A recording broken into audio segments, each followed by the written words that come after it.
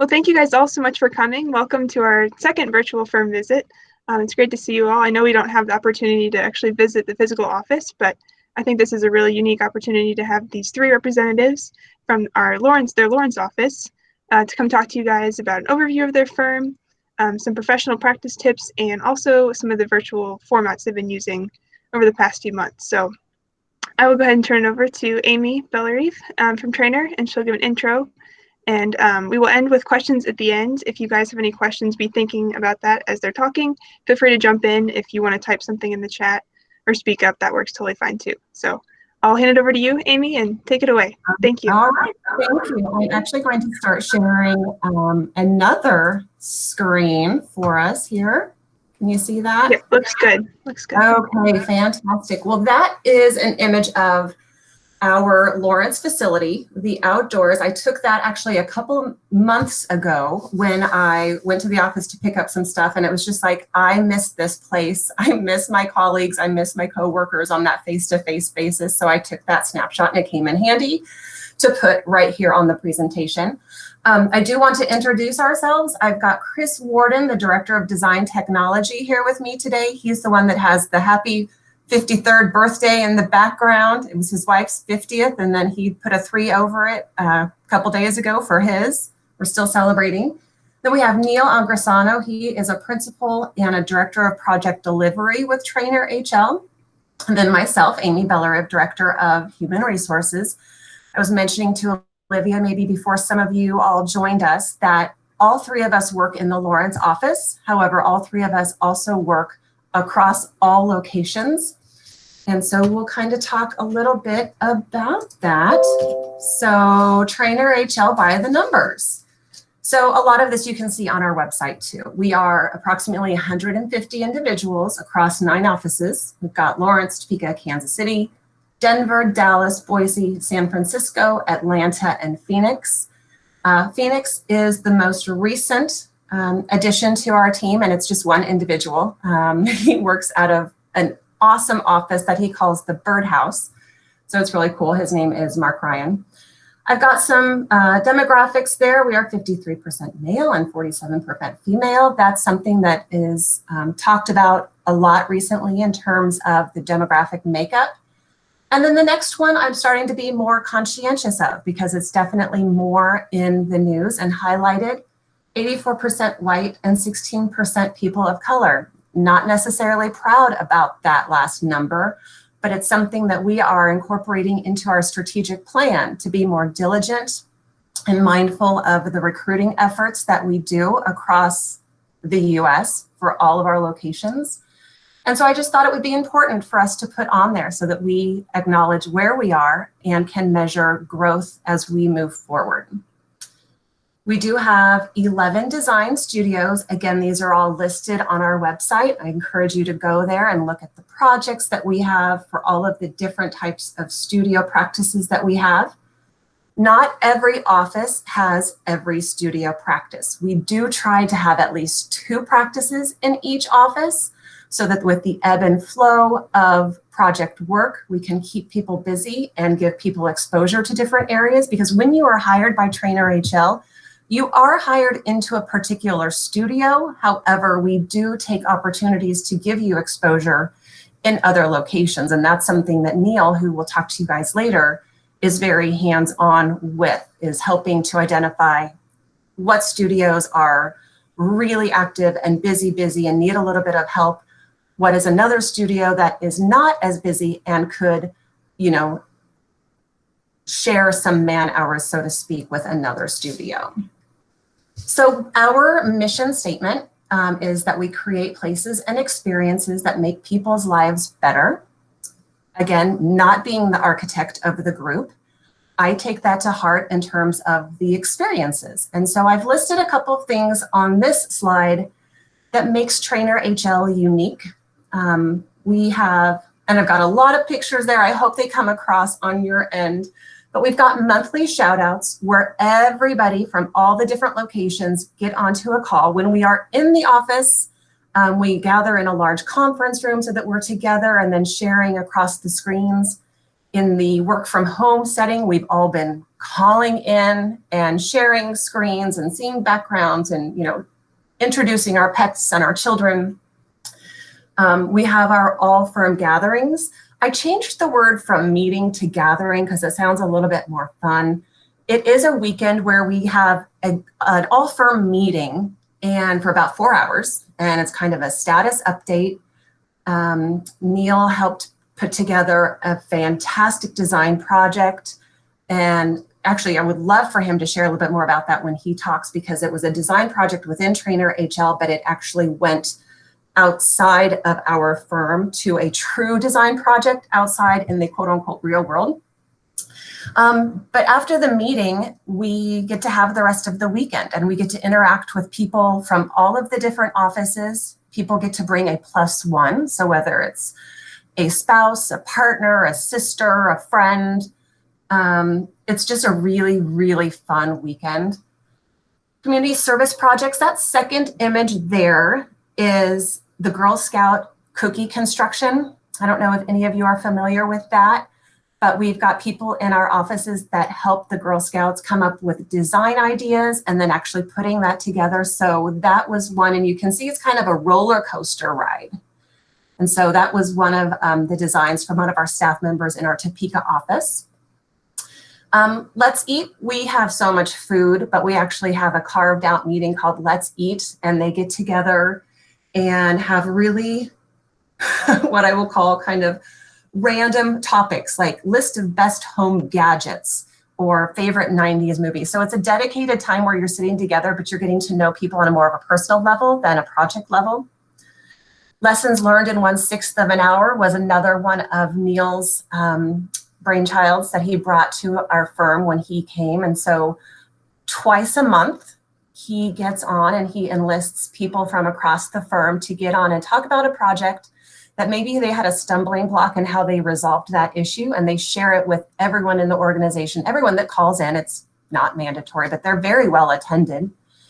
And then Chris Warden has a weekly Revit and Newforma Nugget, and similar concept there. People get on, they pop up something that's going on with Revit, and they work through a dilemma that someone might be facing. And again, I haven't sat in on that, so I'll let him talk more about it.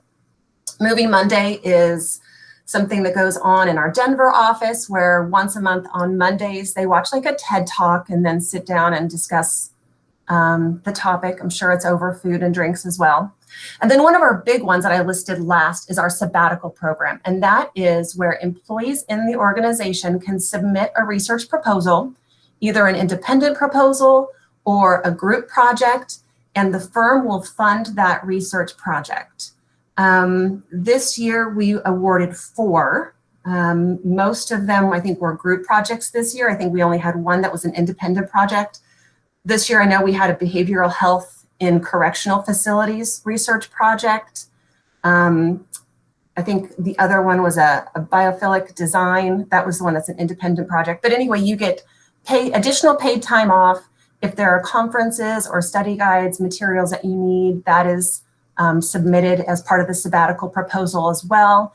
And then at the end of the year, whoever is awarded that sabbatical will give a brief presentation at the next all-firm meeting to say, this is what I researched, this was what the outcome was, this is who all was involved. And it's just a way of helping your own professional development and sharing that growth with others in the organization. So when I was talking on the phone with Ethan and Olivia the other day, they talked maybe a bit about having some soft skills. So I thought maybe we talk a little bit about interviewing, because I think that's probably something that a lot of you will be coming up against. So yes, you've been invited to interview. So wanted to talk about what to do and what not to do. First thing is research the organization, at least visit their websites. And you guys, I say that tongue in cheek, but I have had people that when I'm talking to them, I'll say, oh, have you looked at our website? No. You're off to a bad start right there. So do a little bit of research on your end and find some things, write some things down that stood out on their side and on their site, and anything that brought up questions, because those questions will come in handy for you. Practice interviewing. There are interview prep questions all over the internet, so use those to prepare answers so that you can speak confidently in the interview. Practice with a friend, record yourself and play it back and see how you sound. Definitely, while you're practicing, identify your goals and skills and how those line up with the job that you are interviewing for. Dress appropriately. Is their dress code professional? Is it business casual? If you're not sure, dress professionally. Usually the contact person that you have at the organization is happy to give you guidance on that. I know that I've had people call and say, how should I dress? And I kind of give them some tips on that. Even if they offer a casual dress code, it's really never okay to wear jeans, especially jeans with rips and holes. Avoid graphic t-shirts. Athleisure is very, very popular now. I see that in my freshman college daughter. This is what she lives in. Don't wear that to an interview. Be on time, but don't be probably more than 5 minutes early. And definitely, you guys, if you're going to a location that you are not familiar with, drive the route in advance so that you know, and do it on the time frame that you would be going to that interview so that you are familiar with the traffic flow. You're not worried about how long it's going to take you to get there. Ensure that you know about parking. Turn off your phone. I would even recommend going as far as turning it off, not just on silent so that you don't hear it buzzing. Bring a couple copies of your resume with you. They'll have clearly an electronic copy that you submitted, but it just shows good form to bring hard copies as well. And then prepare questions that you have for them. And again, that's going back to looking at their website and looking at their projects.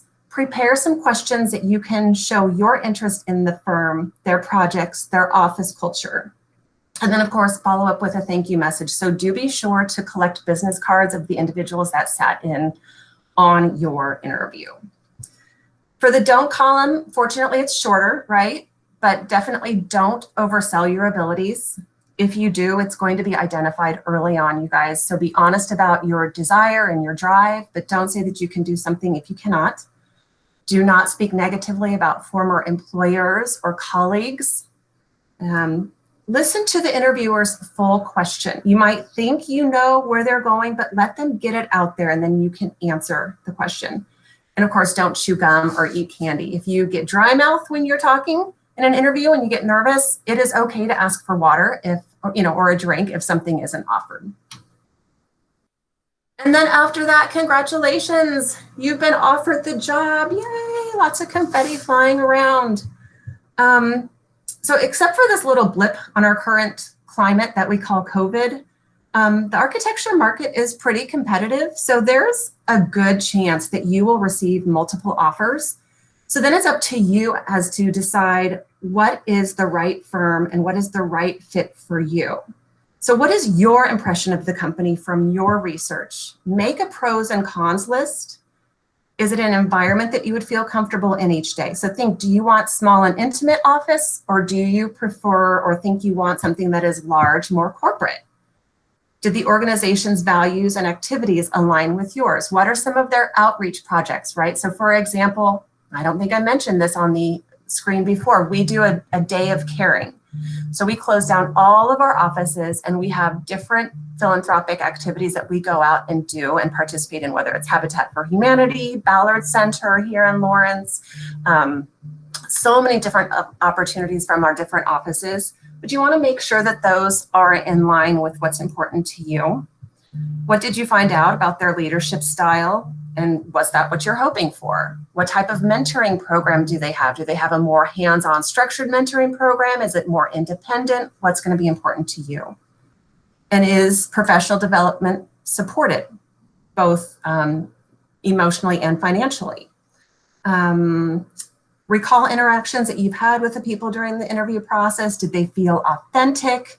Did they feel like they were trying to sell you something? You know, you always have that gut feel of like, not sure. So really think back to those conversations that you had.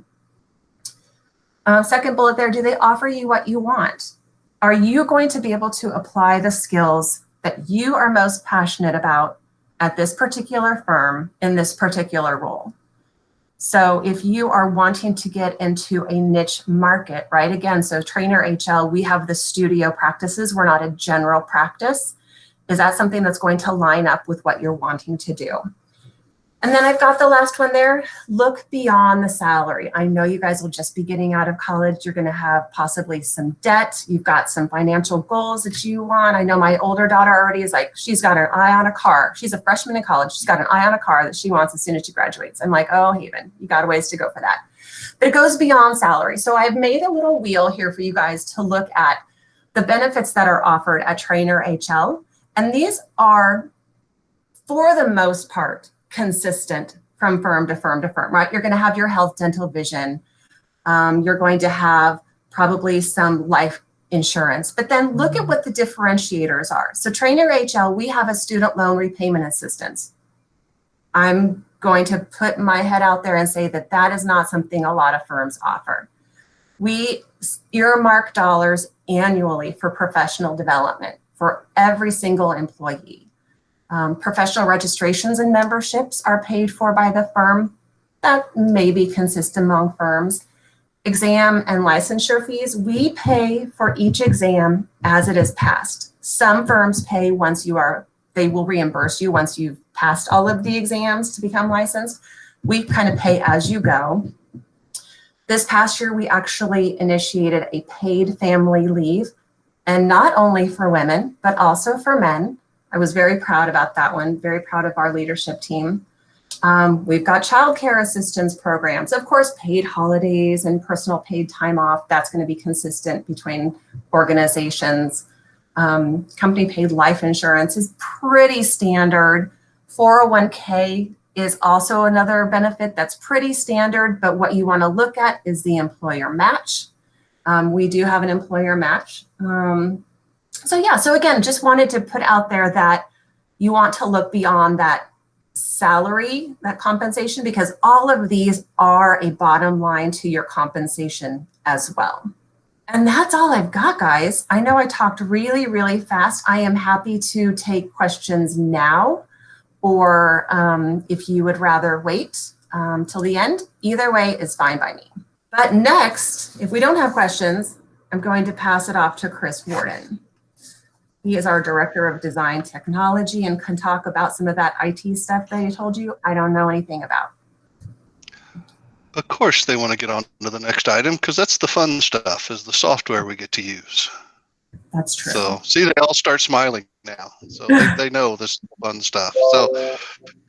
So my name's Chris Horton. I'm Director of Design Technology. I will share my screen here in a little bit. We're just going to talk for a few items to begin with. Director of Design Technology. It is hard to describe what it is. My degree's in architecture, graduated 2009. If y'all can do the math, yes, I was a very old student going through school.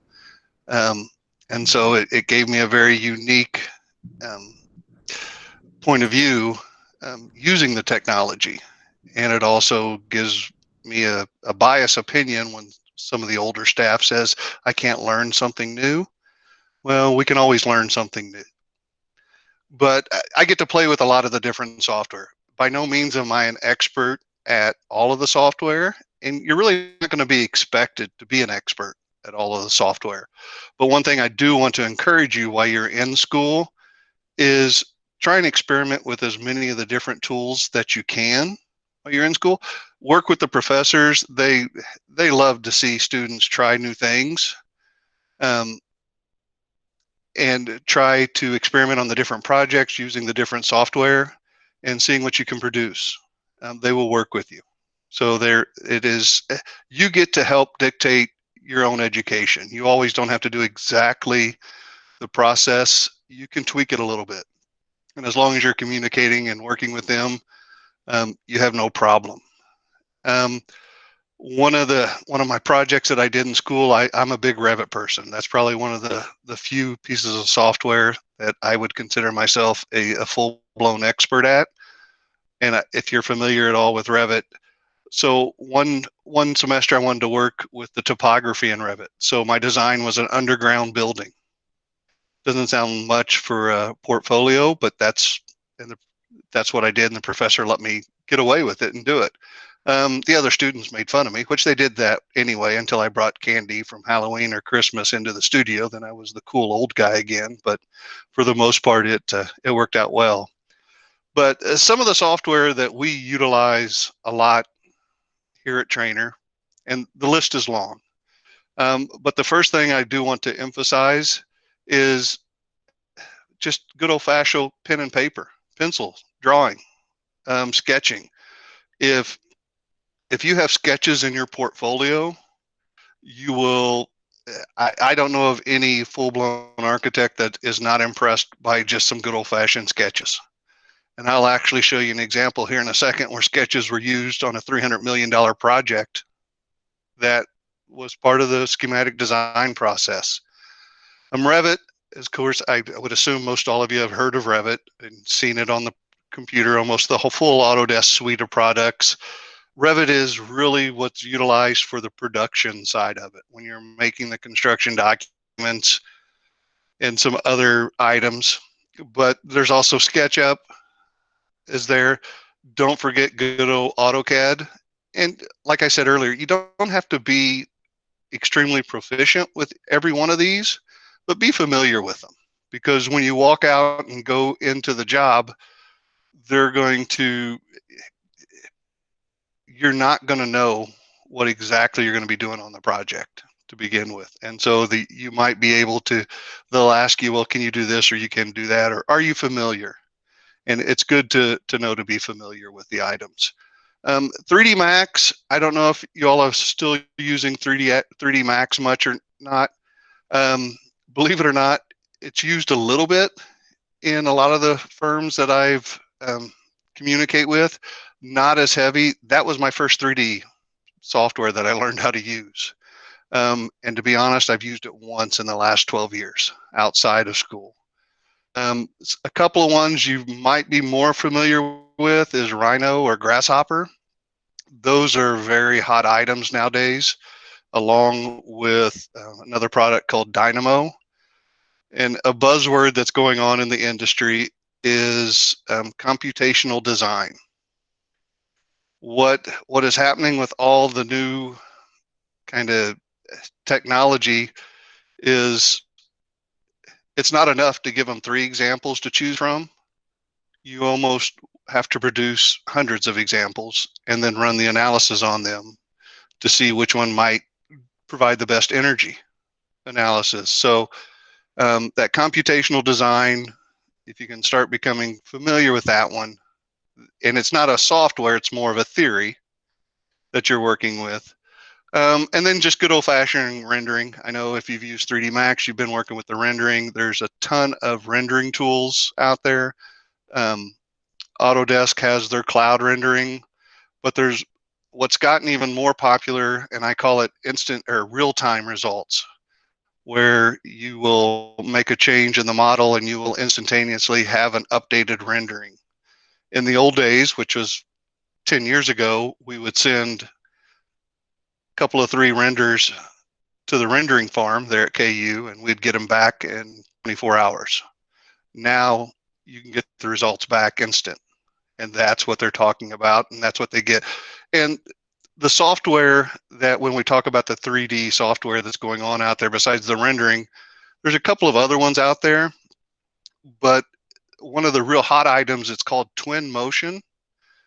I don't know how many of you all are gamers, but that's really what the rendering software is looking at now, or the architectural software is starting to look at those type of gaming engines, so you can get into the virtual reality very quick. So those are really hot items right now. But then the good old basic Photoshop, Illustrator, Excel, and Word, all of those are very, very good items to have. When we're talking about working in an office environment, you all kind of got thrust back into your dorms, into your apartments, and I don't know how you all are working, if you're doing any group projects or whatnot. But that's always a challenge. As soon as you get out into a firm, you will automatically be working with 2 or 3 or 4 other people. And so there's a ton of collaborative platforms. Most everybody should be pretty familiar with OneDrive from Microsoft is one way to do just general Word documents and Microsoft Office products. Autodesk has their platform called BIM 360. And if you've ever worked on a Revit file with another person, you have to figure out how more than one person can get into that file at a time. And that's actually their platform where multiple people can get into it. And I'll do a quick shameless plug for Autodesk. If you all have your own computers, and you should have been told this by now, you can download all of the Autodesk products for free, as long as you have an EDU account, so you can get on those and get them on your own machine. Dynamo, along with Rhino and Grasshopper, is another hot item that's going on. And once again, that kind of leads you over into the computational design. Another story about my studio life. I did a project one time where I let the energy analysis and the daylighting analysis dictate all my design changes. Once again, it was even uglier than the underground building, and you couldn't see that one. But the professor was very nice to work along. He knew the process I was doing because I told him from the beginning, and it was a good way to kind of experiment and play with it.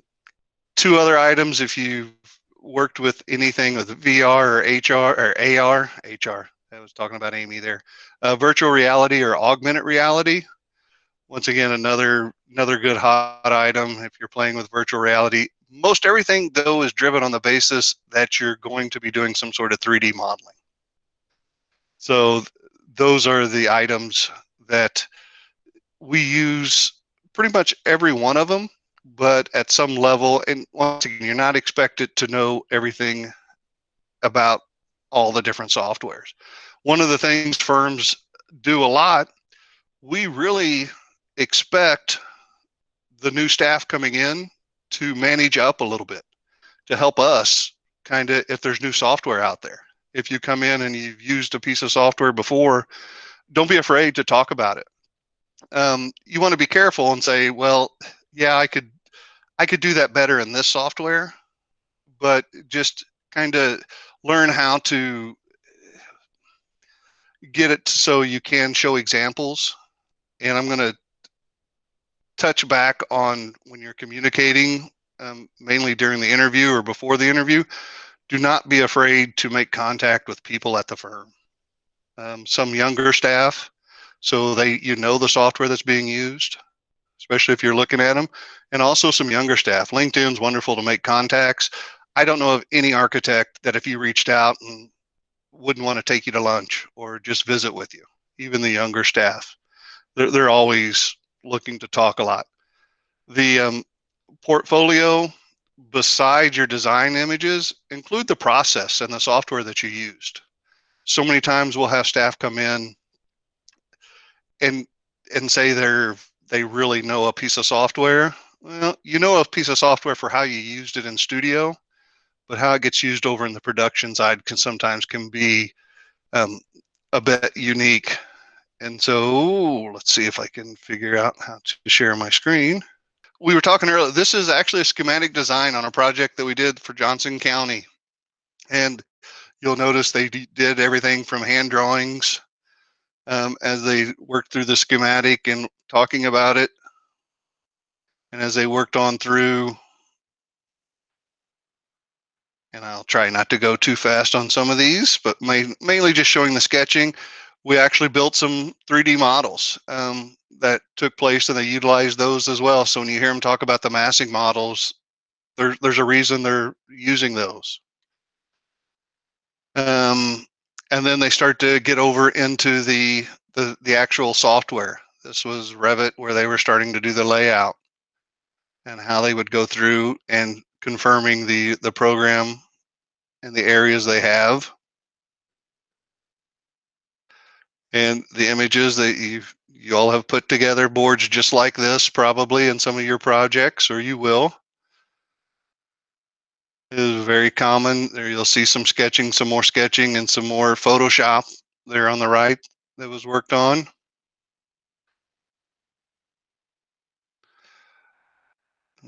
Here's a big Photoshop item.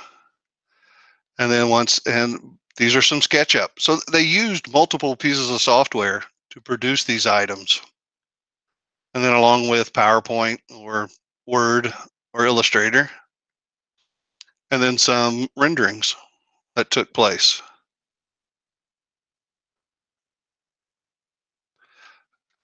And then they also, and I talked a little bit about some videos and video editing. They also put together their fly-arounds of the same project. So they utilize a lot of software. And once again, there was probably about 20 people that worked on this on some little level, putting this together. So it is, like I said, now's the time to experiment with the different softwares, play with them, work on them. The company will invest in training once you come on board at some level. So you don't think you have to absolutely know it to a T. Don't get so bogged down.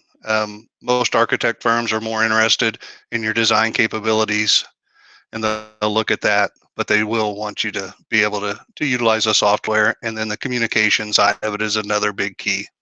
If you can present yourself well and communicate well, whether it be graphically, verbally, it will be a big help. And I think that's all I have. Any questions before Neil starts to go? Y'all are an easy crowd. All right. Well, hello, everyone. Thanks for inviting us. I always love to talk to students. A teeny bit about me for what it's worth. So I'm a 1988 KU grad, and then a 1995 grad with my Master of Architecture, back when the two degrees were separate. I was adjunct faculty as well at KU for about 14 or 15 years, long before you guys were probably there. But I taught in the master's program. KU used to have a Master of Architecture and Management, and I taught a few classes there. So I've worked for a number of different firms. I've worked on both the owner side and the design professional architectural side. So had an interesting career. If you ever want to talk about alternative careers for architects, I'm happy to talk about that. I can talk about that all day. That was actually one of the classes I taught. And the other thing I'll tell you guys is, when we get to questions, you can ask anything you want.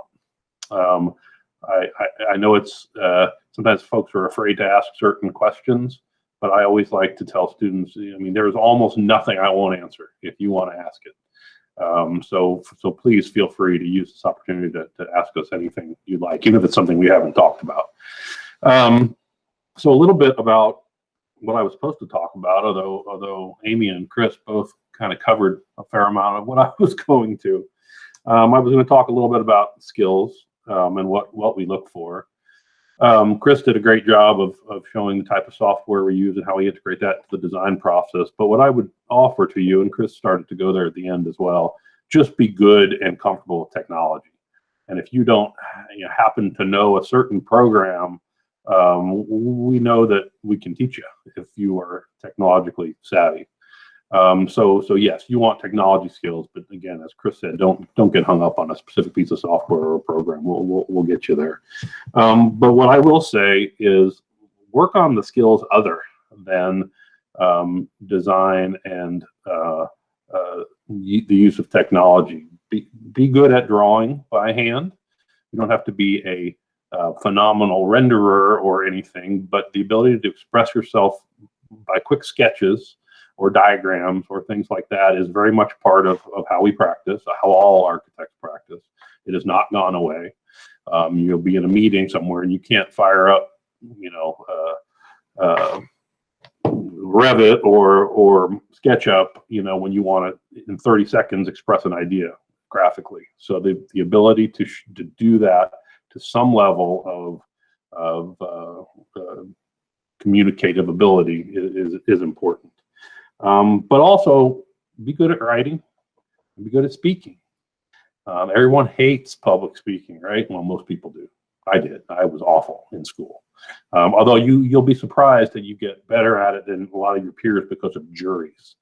If that doesn't get you whipped into shape pretty fast, and allay some of your fears of publicly speaking, I don't know what else will.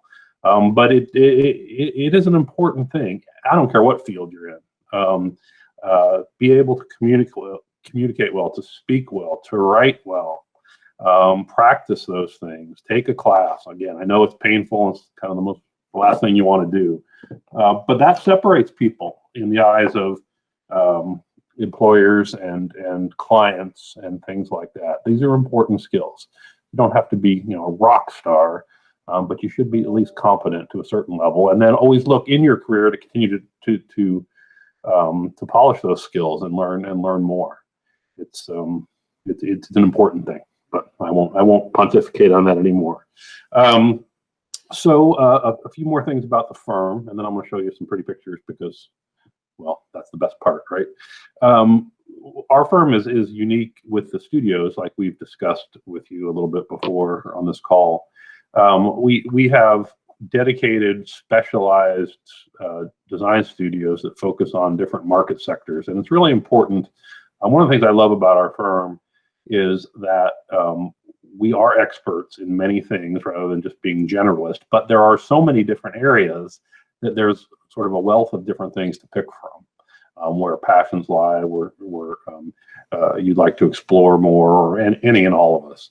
And the studio model is really pretty cool for that. It gives you the ability to learn in depth, let's say, university science building design, which is very specialized, or healthcare, hospital and other type of healthcare related design, or historic preservation. And we have a group of about 15 or so, I'm guessing, right? That's really all they do. And some of it is magnificent work on magnificent buildings. You saw the Kansas State Capitol. That entire building was renovated by our design staff. Physical construction, of course, but what an amazing project to be part of. It lasted like 10 years too, so but that's another story. So as a couple, both Chris, I think, and Amy mentioned before, if you do have an area of desire of a type of project or project type you're interested in, or type of design work, it's good to focus in on that.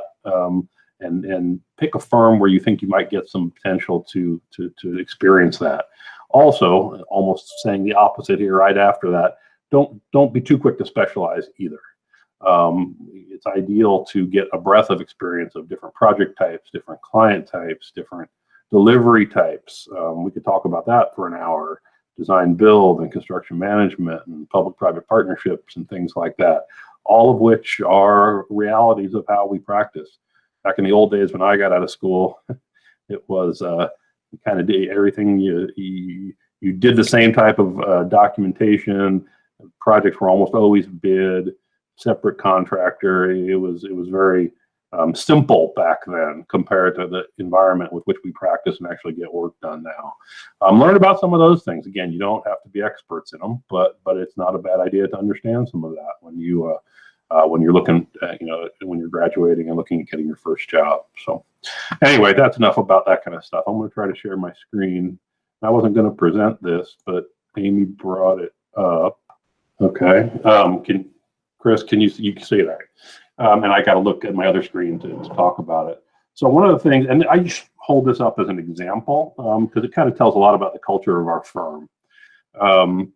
There's many other examples I could have given, but this was a cool one that I knew where I had some images real quick to pull up. So as Amy mentioned before, we have a firm, we call it an all-firm meeting. And it should be called, what was the new name you gave it, Amy? An all-firm gathering. That's much better because it feels much more like a gathering. It doesn't sound like you're going to be in a meeting the whole weekend. Yeah. Yeah, it feels sometimes like a party, which is good too. But so the last couple of years, and I've kind of been in charge of making this happen, so that's why I'm fond of it. As just a fun thing at our meetings, so I research and along with a couple other folks, we select an actual design competition that's out there from a number of different sources that run design competitions internationally. we spend a fair amount of time finding one that really seems to be both enjoyable and kind of aligns with our practice. And what we do as an activity in these meetings with everybody from the firm, so 150, 160 people, we break everybody up into teams. I get to do the teams, which is fun because I'm very diabolical about that, who I throw together. And teams of about 10 each. And we give a few hours to do a very mini quick charrette of the actual program for this design competition that we selected.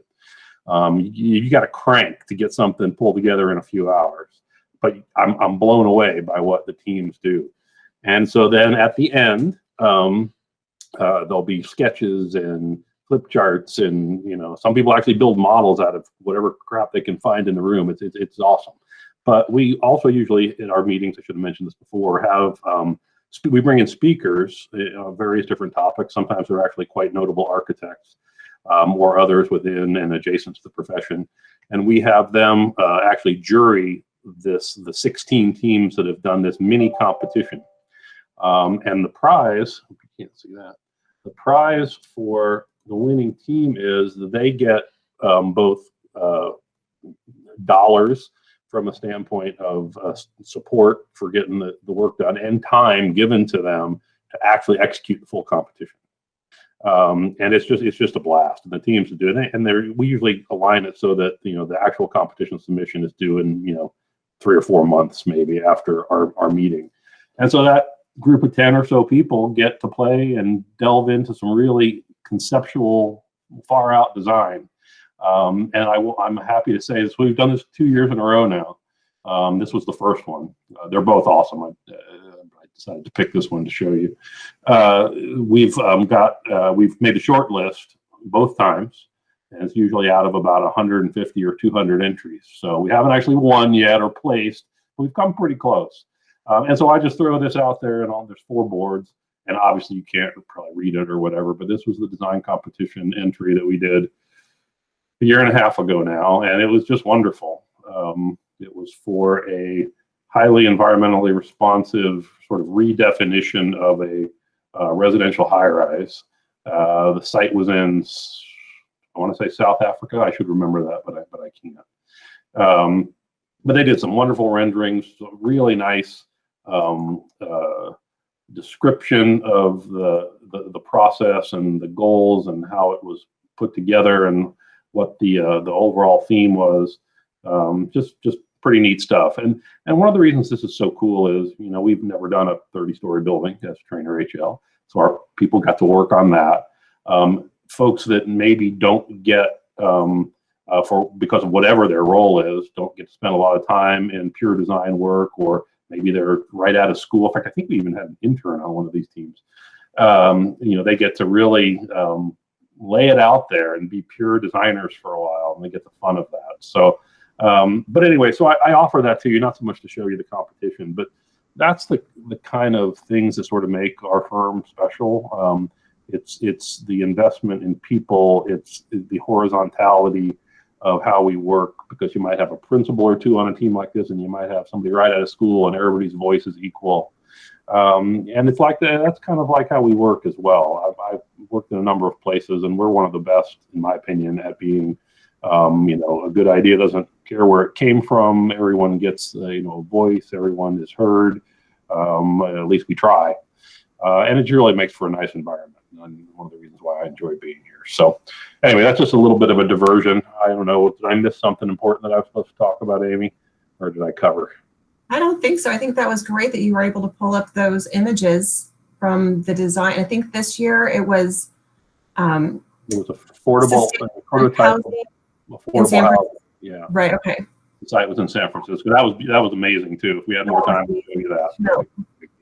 But anyway, again, I just offer that as kind of it kind of a reflection of who we are, that we do something like this and produce, kind of a cool product like that. Right. Okay. Thanks, Neil. You're welcome.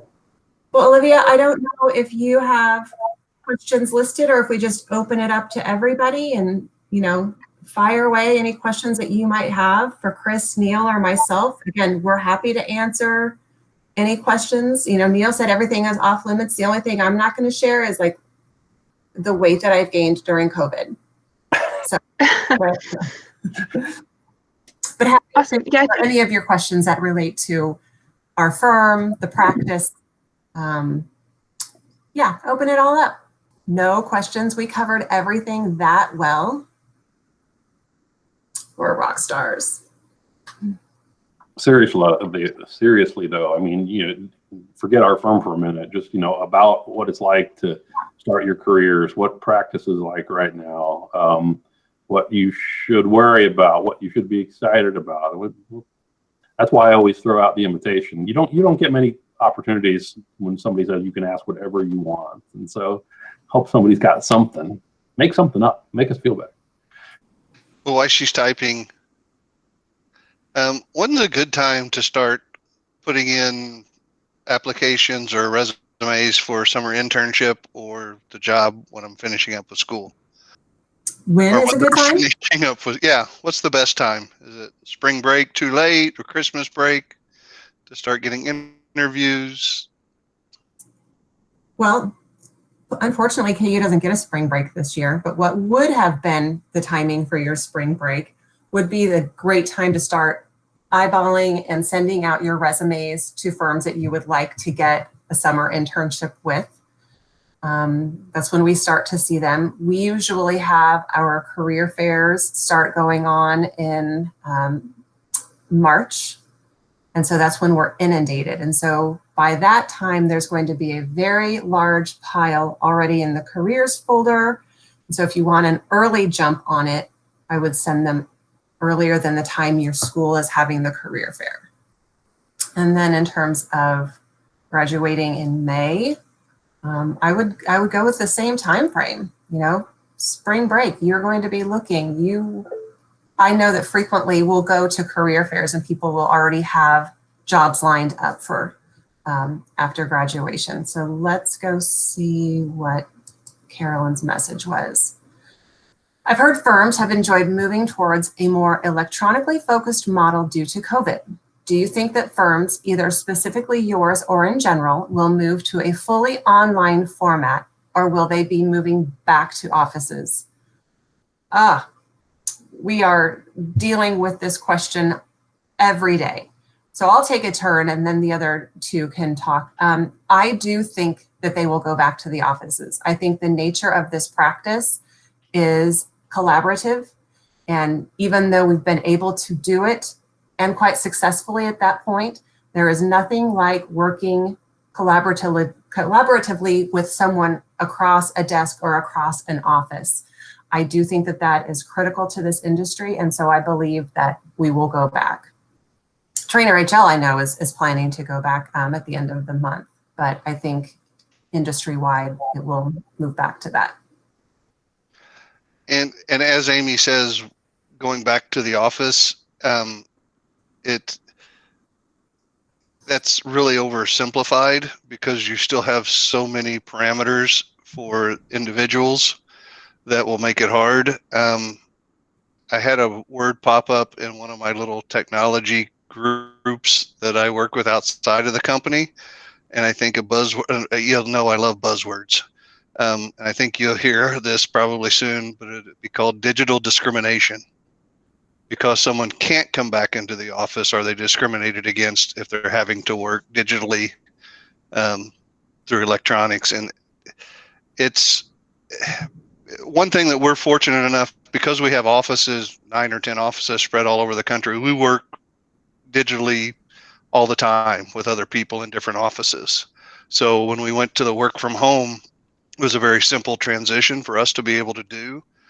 But psychologically, I think that's the hardest thing to do. Architectural is a mentoring process. You're always learning. That's why it's called a practice, just like a medical practice. You're always learning. And so it is hard to do across the video screen. It is just very difficult. There's so much over the shoulder learning that takes place. So I do believe it will need to end up back in an office environment. I don't think any of us know what that office environment is going to look like. Okay, so you stole my answer, Chris. I was going to talk about how we're not, no, our firm's unusual because even though we have 9 or 10, what is it now? 9. Can't keep track. Even though we have a bunch of offices, we're not office centric. In other words, a lot of firms with different offices, it's like that office just works pretty much with that office. Since we're studio based, we might have a studio that has people in 2, 3, 4 of our different offices, and they all work together. Probably more than they do with other people in other studios in their same office. So we've already kind of got it figured out how to work virtually, because that's how we do and used to do it even before COVID, at least with respect to that. I agree with what's been said. I think, though, this is proving is that there is a fair amount of work that can happen virtually. And so I think we're going to see a bit of a hybrid, probably in many different industries, of office, time in office, time outside of office, depending upon what you're doing, what stage of a project or whatever the case may be. So I think that will change. But as Chris said, too, the thing that we struggle with of how to compensate with, you'd be surprised, or maybe not, at how much you learn just by what you overhear. While you're working on something else and there's a conversation between 2 or 3 people on a completely different project that you may not be participating in because you're working on your own project, but you overhear them. That even is how, in this profession, we learn. Or we do pinups sometimes where, we'll buy some adult beverages and have a team throw up on the wall, the schematic drawings that they're working on, and everybody gets to talk about them. You can replicate that with technology, but it's still not quite the same. So I really think we're going to face a blend, honestly, and also get much better at compensating when we can't be together in order to make the experience as meaningful as it is when we are all in the same room. Liz had a question. What was the most significant experience you had during your time in architecture school and since being in a firm? Liz, they may not remember being back in architecture school. It's a long, long time ago. Hey, it was only 12 or 13 years ago for me. That's a great question. The significant experience that I had in architecture school, I went twice. Started back in 1986. I don't think any of y'all were born yet. And I went for 2 years and I was just scared to death. I didn't know what I was doing. Back then they actually asked you to leave if you weren't doing very well. So I got out and got married, went through life. But when I went back the second time, the most significant thing that I realized was all the professors that are there. And this sounds kind of corny, but they're there to help you. They're human beings, and just get to know them.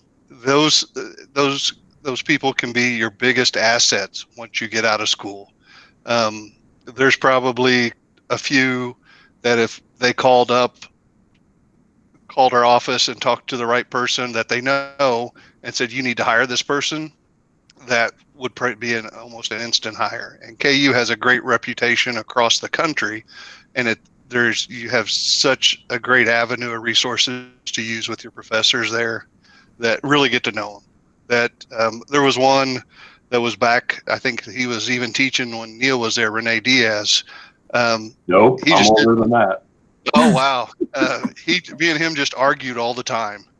But as soon as I graduated, I didn't think the guy liked me at all. As soon as I graduated and started working, all of a sudden I got a call and he wanted to go have lunch. And he just turned out to be a pretty good friend. So just make the connections. Yeah. So actually, I'll take that back. Renee did come, I think, my last year or maybe my second last year. So it wasn't quite accurate. Here, I'll give you a sneaky little tip that kind of builds on what Chris just said. Many of us, at least I do, and I think there's quite a few others, we know the faculty at KU and K-State quite well. And don't for a minute think that we don't call up our buddies on faculty. Don't give away our secrets. It's good to know these things.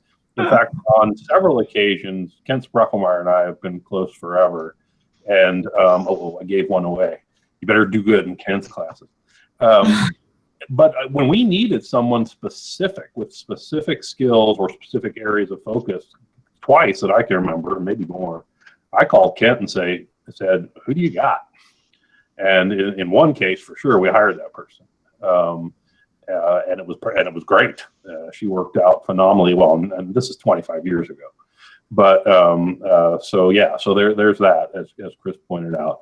The question is an interesting one. You know, I already mentioned it a little bit. One of my most significant experiences, which wasn't a good one, but I look back on it now as being important.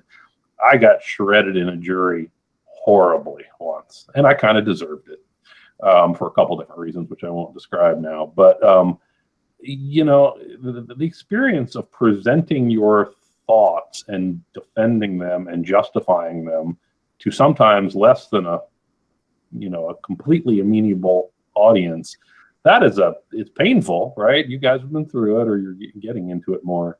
But that prepares you for some things in life later that will be very valuable. So most of my memories of school were good ones, but I choose just to share a negative one because I think it was for my own good in the long run. Since being in a firm, and this may be cliche, but there is nothing in the world like being newly out of school, a year or whatever, working on a project, doing the documentation, building the model, and then getting to go out and walk into that building. You will remember that forever. And it still sends chills up your spine, even 35, 40 years into your career. But that's amazing. That's one thing, unless you're in 804 or one of the studios like that you don't necessarily get to do in school. But it's quite an amazing experience that sort of it makes an impact on you as a new architect. Okay, we've got a question from Lauren. Oh, sorry, I'll go back from Madison. Did you have an internship program that you had to cancel over the summer? Was there any way you were able to interact with interns digitally? How do you envision your internships this coming summer and in the future? So unfortunately, we did not take on any new summer interns or through the school semester. We had some interns that were already on staff, and so we did retain them. So they are still working with us. And the biggest part of that decision was they were already embedded and had the relationships established with members in their studios. So we thought that would be a little bit easier to maintain and connect. They knew our filing structures and stuff like that. So we were able to do that. That was very difficult coming back from the career fairs, right? Those were in February and March, and we came back and great stack of candidates from many locations across the US for all of our different offices, and having to send out those messages was really hard. How do we envision them moving forward? I'm going to be honest and say we have not given that a lot of thought. I don't anticipate that we'll be bringing on interns for clearly for this next semester. And this next summer is yet to be determined because we don't know what our own processes will be and whether we have enough staff back in the offices on a voluntary basis to, develop and mentor and work side by side with those students. So I just can't give a definitive answer on that at this point in time. And then Lauren said, I think Neil mentioned to not specialize in a specific area of architecture too early. Would you recommend steering away from some of the specialized 5th year Master of Architecture programs, such as health and wellness or sports design program?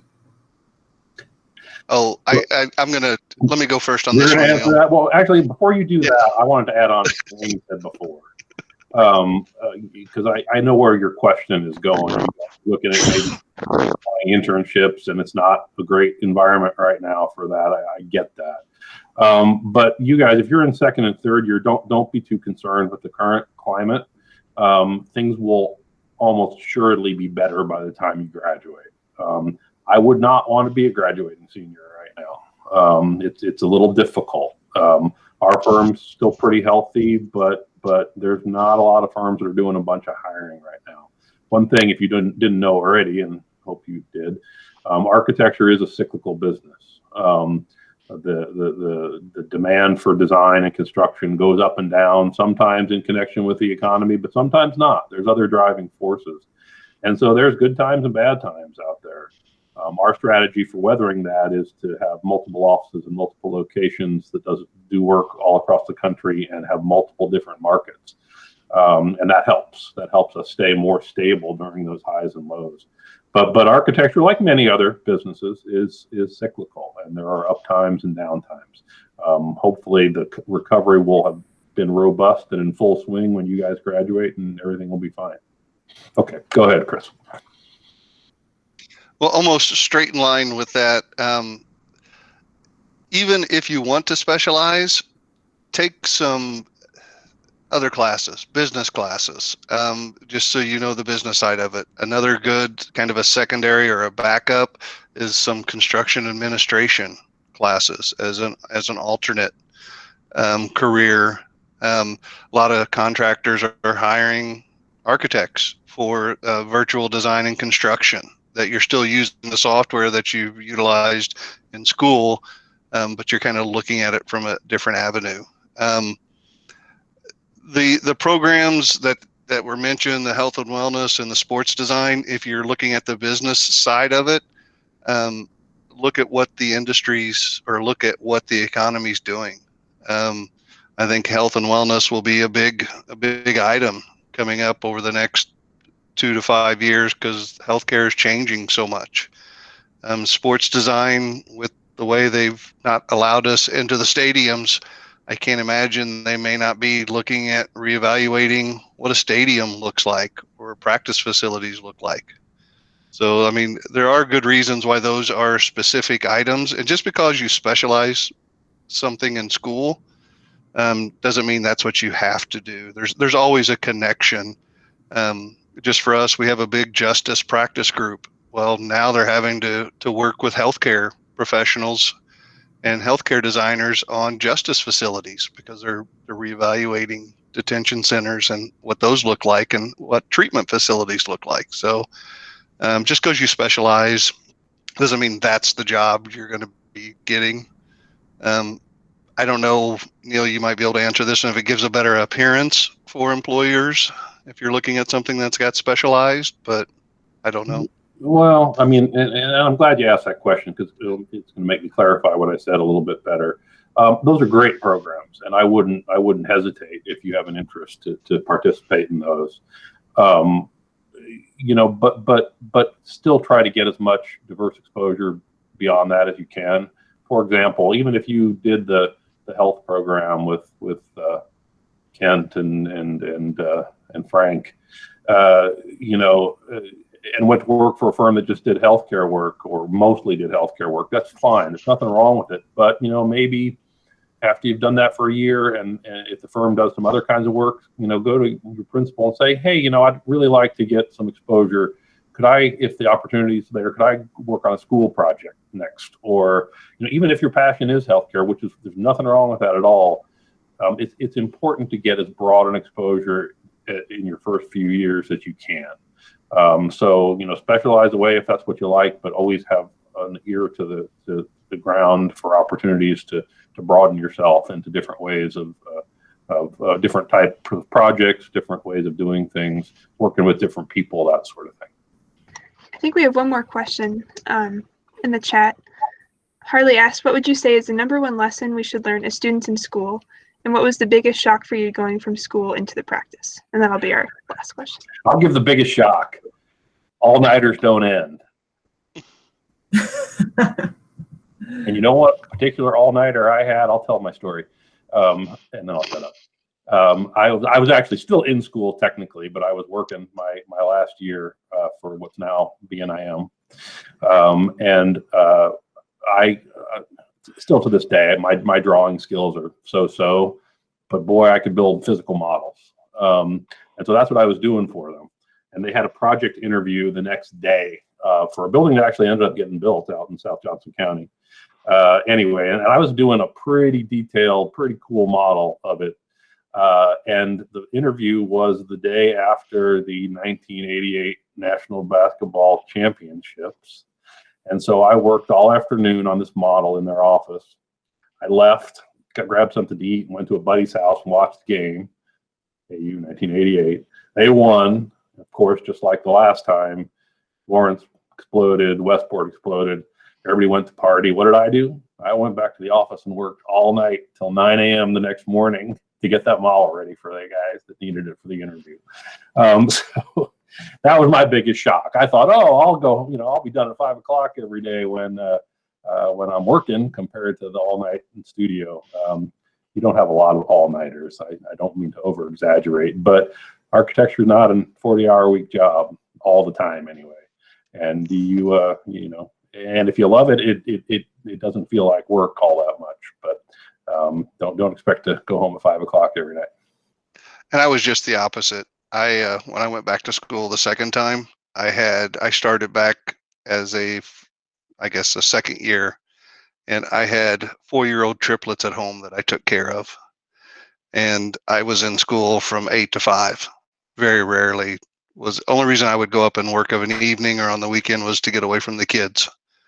So it wasn't there wasn't all night. So it was if you use your time wisely during the day, you can usually get away from the all night.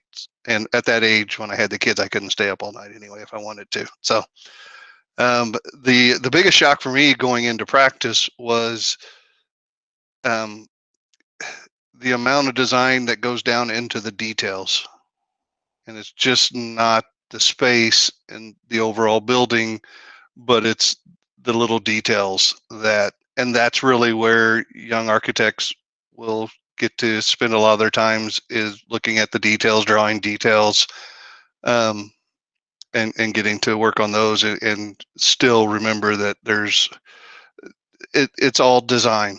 Whether what you're putting on the sheet, how you're laying it out, that's what you get critiqued on when you get out in the real world.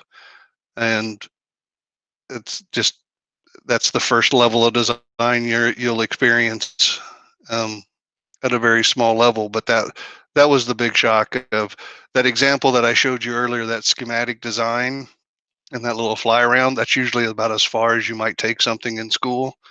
But from that's really only about 20% of the job. You got the other 80% to get the building finished and built. But that's the best part, is when you finally get that other 80% done. And that's what Neil was referring to when you got to walk into the building. So, and it's funny, they make fun of architects, but even to this day, when I drive across campus with my wife, I can't think of any time I don't drive through Lawrence and say, we did that building, we did that building, we did that building. So she's told me to shut up now, so I don't get to do that much anymore. But Awesome. Well, thank you guys so much. That was awesome to have an overview of the firm and a lot of great tips on practicing professionally and interviews and all kinds of stuff. And I really appreciate everyone's questions as well. So hope you guys have a great weekend. Thank you all for your time, and we'll see you at the next one. Thank you all for having us. Thank you. You're very welcome. And anybody can reach out at any time. We're always available. You can get our email addresses. I think off the site almost, and reach out if you have any more questions. And even about the software, I always love talking about the software. So thank you all. Bye. Thanks again.